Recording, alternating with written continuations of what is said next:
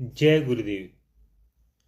श्री स्वामी सियोम तीर्थ जी महाराज जी द्वारा रचित मानस में गुरु तत्व, पृष्ठ संख्या 237 से आगे।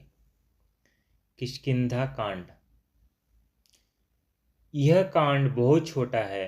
इसमें सुग्री तथा बाली का प्रसंग है। चौपाई।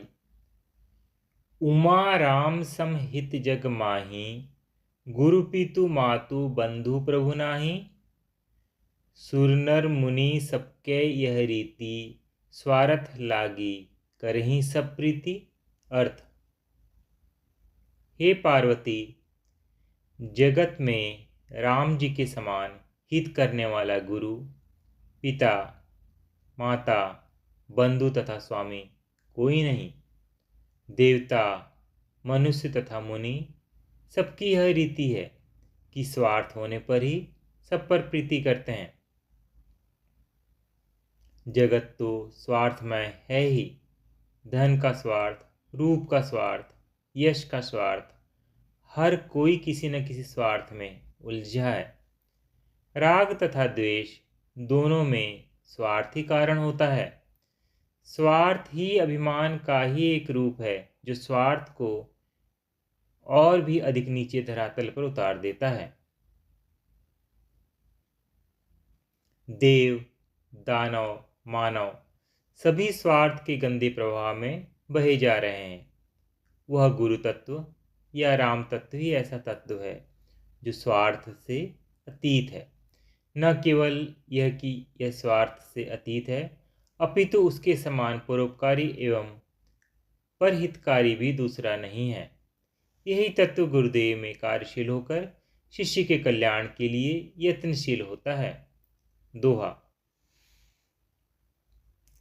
भूमि जीव संकुल रहे गए, शरद ऋतु पाई, सद्गुरु मिले जाहि, जिमि संशय भ्रम समुदायी।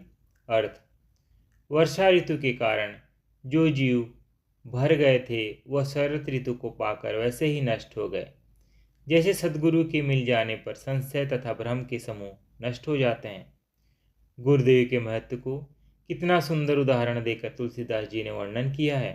वर्षा काल में अनेकानेक कीड़े मकोड़े तथा जीव जंतु इधर उधर भागने उड़ने लगते हैं, पर जहाँ वर्षा ऋतु समाप्त हुई तथा शरद ऋतु का आरंभ हुआ कि सभी जीव नष्ट हो जाते हैं।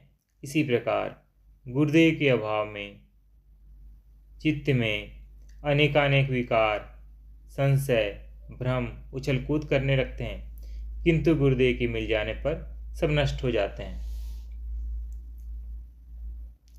सुंदरकांड।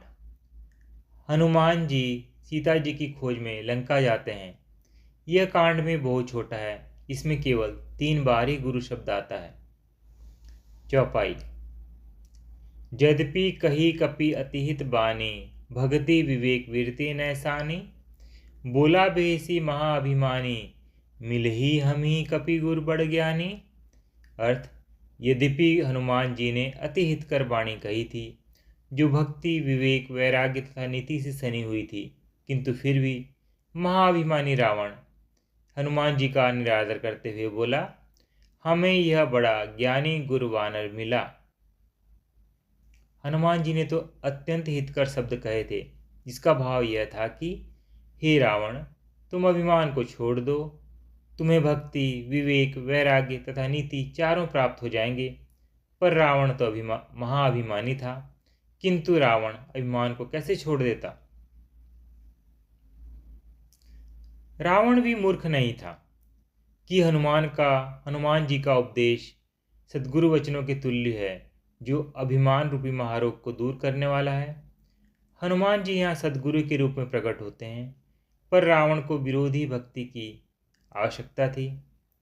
यही उसका मानसिक निर्णय था, इसलिए वह सब कुछ समझकर भी नहीं समझता। दोहा। सचिव वैद गुर तीनी जो, प्रिय बोली भय आस, राज धर्म तन तीनी कर, हुई बेगी नाश। अर्थ। जब मंत्री, वैद्य तथा गुरु किसी भय से या आशा से मीठी बातें करते हैं तो राज्य, शरीर तथा धर्म तीनों का शीघ्र नाश हो जाता है। मंत्री का संबंध राज्य से, वैद्य का शरीर से तथा गुरु का धर्म से संबंध है। जब ये तीनों लोभ या भय के वशीभूत होकर मीठी बातें करने लगते हैं तो समझो तीनों का नाश सन्निकट है। दोहा। प्रभु तुम्हार कुलगुरु जलधि, कही उपाय विचारी, बिनु प्रयास सागर तरही, सकल भालु कपिधारी। अर्थ, हे प्रभु, समुद्र आपके कुल में बड़े हैं, वे विचार कर उपाय बतला देंगे, तब रीछों तथा वानरों की सारी सेना बिना प्रयास ही पार उतर जाएगी।